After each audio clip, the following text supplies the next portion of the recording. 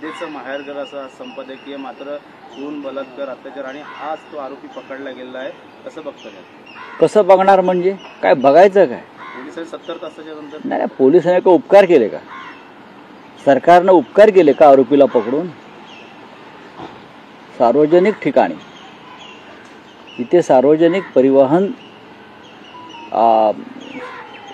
खात्याचं सगळ्यात मोठं स्थानक आहे पब्लिक ट्रान्सपोर्टचं, तिथे हे असे बलात्कारासारखे प्रकार होतात. गाड्या थांबलेल्या गाड्यांमध्ये. आणि आमचे गृहराज्यमंत्री म्हणजे दिव्यच आहेत.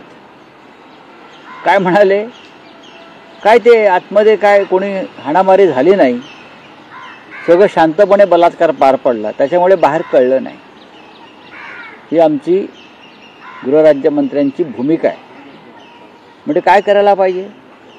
काय करायला पाहिजे? एका अबलेवर गाडीमध्ये जबरदस्ती होते, विनयभंग होतो आहे, बलात्कार होतो आहे, आणि तिने स्ट्रगल केलं नाही म्हटलं.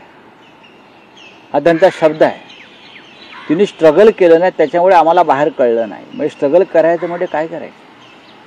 तिचा गळा दाबलाय, तिचा घसा दाबलाय, तिचं तोंड दाबलाय, तिच्यावर जबरदस्ती होती. पण पोलिसांनी आरोपीला पकडल्याचं आपण सांगताय, त्याबद्दल नक्कीच पोलिसांचं अभिनंदन. 200 पोलीस कामाला लागले होते. उसाच्या फडात शोधतायत, तिकडे शोधतायत, तिकडे शोधतायत. पण यांची हिंमत कशी होते सगळं करण्याची, हा पहिला प्रश्न. आणि पुण्यामध्ये, खास करून पुण्यामध्ये, त्या पुण्याचे पालकमंत्री अजित पवार आहेत, त्यांना दादा म्हणतात. हे राज्यातच का घडताय सगळ्या गोष्टी? कायद्याचा धाक नाही, पोलिसांची भीती राहिलेली नाही. पोलिसांना आणि कायद्याला आम्ही कसाही प्रकारे मॅनेज करू शकतो, हा आत्मविश्वास आहे. गुंडांमध्ये, न्यायालयामध्ये आम्ही हवा तो निर्णय घेऊ शकतो, हा एक आत्मविश्वास आहे. आणि याच्यातून राजकीय वरदहस्त लाभलेले अशा प्रकारचे गुन्हेगार हे मोकाट सुटतात. राजकीय पक्षाचे हे गुन्हेगार, जे गुन्हेगार आहेत, त्यांना कोणताही पक्ष नसतो, लक्षात घ्या. आता काही लोकांनी त्याचे याच्याबरोबर संबंध, या आमदाराबरोबर संबंध, त्या आमदाराबरोबर संबंध, हे अत्यंत चुकीचं आहे. अशा प्रकारचे गुन्हेगार हे कोणाचे नसतात. ते कोणाच्याही व्यासपीठावर जाऊन फोटो काढतात आणि आपला रुबाब गाजवतात. अशा गुन्हेगारांना कठोर शासन जोपर्यंत होत नाही तोपर्यंत ही विकृती वाढतच जाईल. छत्रपती शिवाजी महाराज, छत्रपती संभाजी महाराज यांच्या विचारांच्या संदर्भात आपण सध्या काम करतो आहोत. त्यांच्या राज्यामध्ये महिलांवर अत्याचार करणाऱ्यांना कशा प्रकारे कठोर शासन केलं जात होतं, कशी दहशत होती, हा इतिहास आमच्या राज्यकर्त्यांनी पाहायला पाहिजे. बोलिये. शिंदेचा जेव्हा एन्काउंटर झाला तेव्हा पेढे वाटण्यात आले, तर आता ह्या आरोपी संदर्भात काय पुढचं पाऊल उचलणार त्या संदर्भात? तेव्हा निवडणुका होत्या, तेव्हा विधानसभेच्या निवडणुका होत्या, म्हणून अक्षय शिंदेचा एन्काउंटर झाला. आता काय निवडणुका नाही आहेत. आणि तो ठाणे जिल्हा होता, हा पुणे जिल्हा आहे. जिल्ह्यामध्ये कायदा बदलत असतो. पुण्यामध्ये ओळख परेड देखील करण्यात आलेली मधल्या काळामध्ये गुंडांची. पुण्यामध्ये गुंडांची जरी ओळख परेड केली असली तरी ज्यांची ओळख परेड झाली त्या सगळ्या गुंडांनी कालच्या विधानसभा निवडणुकीमध्ये भारतीय जनता पक्ष आणि अजित पवारांचा राष्ट्रवादी काँग्रेस पक्ष या पक्षासाठी त्याच गुंडांनी काम केलं आहे. आणि त्या काळामध्ये त्यांना मोकळीक मिळाली होती. हे सगळे गुंड, मी नावं घेत नाही, ज्यांची ओळख परेड पोलीस आयुक्तांनी केली होती आल्या आल्या नवीन, आणि जो एक मोठा इव्हेंट केला होता ओळख परेडचा, ते सगळे गुंड भारतीय जनता पक्षाच्या प्रचारात आणि अजित पवार प्रचारामध्ये सक्रिय होते. तेव्हा त्यांची ओळख परेड आणि परत झेंड का काढली नाही आयुक्तांनी, हा प्रश्न आहे आमच्यासमोर. चलिए सर, ओके. एकनाथ शिंदे म्हणतात आम्ही 3 वर्षापूर्वी शांतीत क्रांती केली, त्यापेक्षा मोठा राजकीय कथानक मिळू शकेल का? नाटक होईल, चित्रपट होईल, साहित्यकांना आमच्याकडे बघावं लागेल. ठीक आहे. एकनाथ शिंदे फार मोठे साहित्यिक आहेत. एकनाथ शिंदे फार मोठे लेखक आहेत. एकनाथ शिंदे फार मोठे कवी आहेत. एकनाथ शिंदे फार मोठे संत आहेत. एकनाथ शिंदे फार मोठे महात्मा आहेत. अजून काय त्यांना पदवी द्यायची असेल तर आम्ही देऊ ना त्यांना. असं आहे की ह्या सगळ्या पदव्या एकनाथ शिंदे विकत घेऊ शकतात.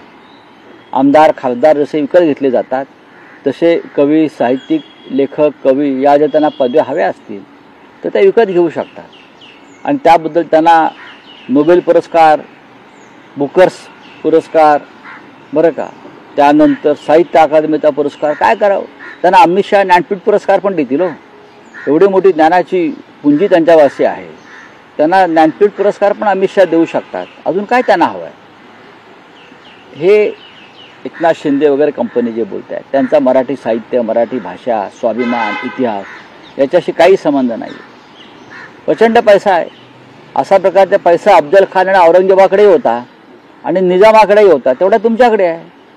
शिवाजी महाराज आणि त्यांच्या चाहत्यांकडे पैसे नव्हते म्हणून त्यांना स्वराज्यासाठी सुरतवर हल्ला करावा लागला. कारण सुरतमध्ये इतका पैसा होता की ते मोगलांना आणि ईस्ट इंडिया कंपनीला पैसे देत होते या देशाच्या विरोधामध्ये. म्हणून छत्रपतींना सुरत लुटावी लागली आणि त्या सुरतमध्ये एकनाथ शिंदे आणि त्यांचे लोक जाऊन थांबले होते. फार मोठं साहित्य त्यांच्याकडे त्यावेळेला होतं. बोला सर, आखिर अरेस्ट हुआ है, लाख रुपए का इनाम किया, बहुत जगह आरोपी अरेस्ट हुआ है, पर ये शिवसाई का नाम, पूना का नाम खराब हुआ और ये जो बंदा था ये पॉलिटिकल टच था एनसीपी के साथ, ऐसा बताया. देखो, मैं ये मानता नहीं किसी के साथ टच था या नहीं. ये एक विकृत होता है, ये विकृति होती है, ये एक दिमाग में गंदगी होती है, वो किसी के दिमाग में आ सकती है. हाँ, कोई पार्टी अपने कार्यकर्ताओं को नहीं बोलती कि जाकर बलात्कार करो या जाकर खून करो. वो अपने आप उस मंच पर जाते हैं, फोटो निकालते हैं और रौब जमाते हैं. ये किसी भी पार्टी के साथ हो सकता है. लेकिन हमारी बात ये है कि पब्लिक प्लेस, सार्वजनिक जगह पर इस प्रकार से, जैसे पुणे जैसे शहर जो महाराष्ट्र की एक सांस्कृतिक धरोहर है, जहाँ लोकमान्य तिलक से लेकर बड़े बड़े नेता और सामाजिक क्रांति हुई है, महात्मा फुले वहाँ से है, शिवाजी महाराज पुणे से है, उस पुणे में इस प्रकार की घटना होती है. बार बार, एक बार नहीं बार बार होती है. तो सरकार क्या करती है. पब्लिक प्लेस पर बलात्कार हुआ और हमारे मंत्री कहते हैं, Yogesh Kadam, minister of state home, उनका स्टेटमेंट देखिए, आप बलात्कार होने से क्यों नहीं रोक पाए. तो बोलने नहीं, बलात्कार बहुत शांततापूर्ण ढंग से हुआ, बाहर पता नहीं चला. ये उनकी भाषा है. गंभीरता देखिए कि बलात्कार बहुत ही शांततापूर्ण ढंग से हुआ है, कोई स्ट्रगल नहीं हुआ बलात्कार में. वो लड़के ने कोई स्ट्रगल नहीं किया, वो महिला जो है, अबला है, उसने कोई स्ट्रगल नहीं किया. ये हमारे मंत्री की भाषा है. और ऐसे मामले में उनका जो सीरियसनेस है, असंवेदनशीलता दिखती है. ऐसे सरकार से आप क्या उम्मीद कर सकते हैं. अक्षय शिंदे बहुत गाजा बाजा हुआ था, लाडली बहन का 1500 रुपये कम हो रहा, महिला को सुरक्षा. देखिए, अक्षय शिंदे को इसलिए मारा गया क्योंकि वो उनको चुनाव की राजनीति में फायदा लेना था. उस वक्त विधानसभा के चुनाव चल रहे थे, तो एकनाथ शिंदे उसका क्रेडिट लेना चाहते थे. अब चुनाव नहीं है तो शिक्षा, वो पनिशमेंट किसी को नहीं मिलेगी. चलिए, थैंक यू. उद्योग मंत्र्यांना दूर ठेवून फडणवीसांनी दक्षिण कोरियाचा बैन करार केलेला आहे. दिल्ली के जो आपके जो एमएलएज हैं उनको बैन किया जा रहा है दिल्ली असेंबली में जाने के लिए. सर, अब भारतीय जनता पार्टी का बहुमत है और भारतीय जनता पार्टी पार्लियामेंट में जो बर्ताव करती है हमसे, वही विधानसभा में करेगी. ये बदली की राजनीति है. आम आदमी पार्टी के 22 एमएलए चुनकर आए हैं, उनको सदन में जाने का, अपनी बात रखने का पूरा अधिकार है.